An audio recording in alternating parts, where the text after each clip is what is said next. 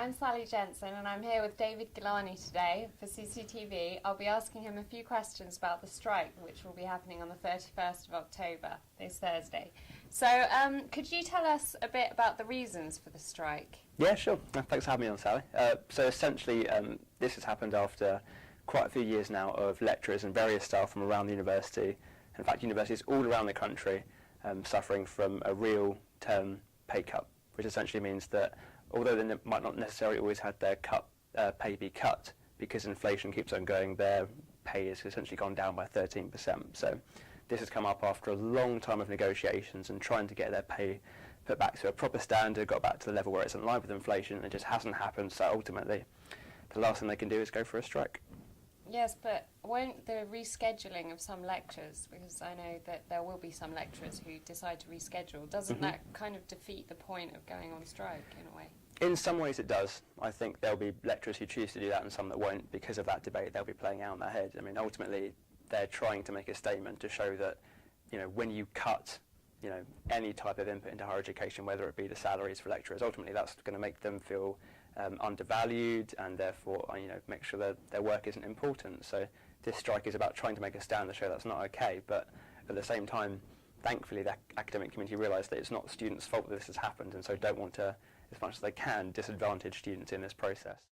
And for those that do end up missing lectures, would they be able to get a refund on the... That's an interesting question, yeah. Some lecturers have actually been, and students have actually been sending out to the university centrally, kind of saying, this is your fault, this has happened, why the strike has occurred, because you haven't invested in your staff, you haven't been paying them adequate amounts over the last few years. So as a student, you should claim back for what you're paying for this one day that you're missing, which I think some people have estimated as being £57 or something like that. So they've actually been giving their students forms to go and claim back from the Vice Chancellor to that equivalent. Obviously, I can't say that's an official means of kind of claiming back money or anything, I don't know, but it's kind of more of a statement to show that this isn't the lecturer's fault that this has happened. This has come after a long time of negotiations not working out and not kind of coming to any resolution. Okay, so could you please tell us why the student union has decided to support the strike? Yeah, sure. I mean, ultimately, the reason why we as a students' union have decided to support this is because we were democratically mandated to do it at our union council, which is made up of representatives from all around the students' union. Essentially, we have a policy saying that we should support our lecturers in striking action as long as it doesn't severely adversely affect the student experience. So in this case, we had a debate on this about it on the Monday just gone at Union Council, and although it was quite a close vote, the council decided that this wasn't a severe effect, and there could have been things which are much worse for the student experience. So they said overall, we should support our lecturers, come together as one academic community and show that when you make cuts to higher education, we should all fight against it, whether it be cuts to the teaching budget or to the student experience, or meaning that fees treble. We should all be there together to say that this is a travesty. Some people might argue that lecturers and professors are already quite well paid as it is in relation to other normal workers around the country. What would you say?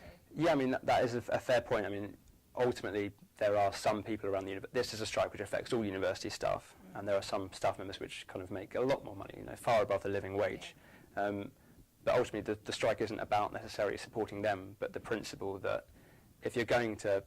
Essentially what's happened here is that higher education in this element of funding teaching has been cut by 13% in the last few years.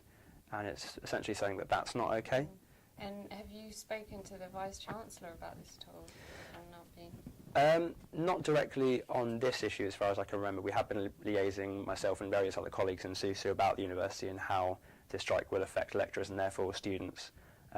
But not too much directly, I don't know. I mean, it's hard to know what their exact stance is, because also they want to support their staff, but at the same time I can't put words in the mouth and say that they support or condone kind of any strike action at the university.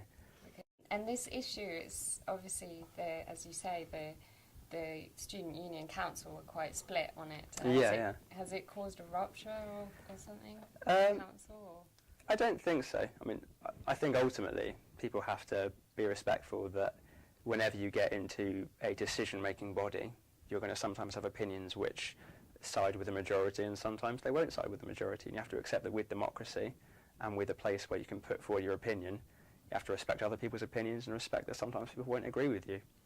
So in this situation, there are people that will feel that they put forward their opinion and it was undervalued because they didn't get the majority on their side, but that's unfortunately part of being in a democratic society. You've also been accused of not having allowed debate properly for Yeah, this yeah. particular vote, and not being sort of having the two sides of whether or not to support the strike. Yes, yeah. How do you respond to this?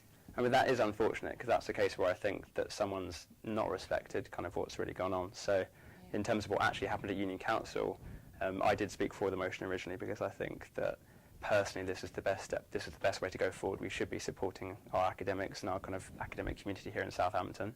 But ultimately it doesn't matter whether I do or not because I'm an elected representative. No matter how the vote went, ultimately I will be here sitting in this chair saying here's what we will be doing as a students' union because it's what people have voted for. Thank you very much. Awesome, thanks a lot, Sally. David Gilani here with SUSUtv.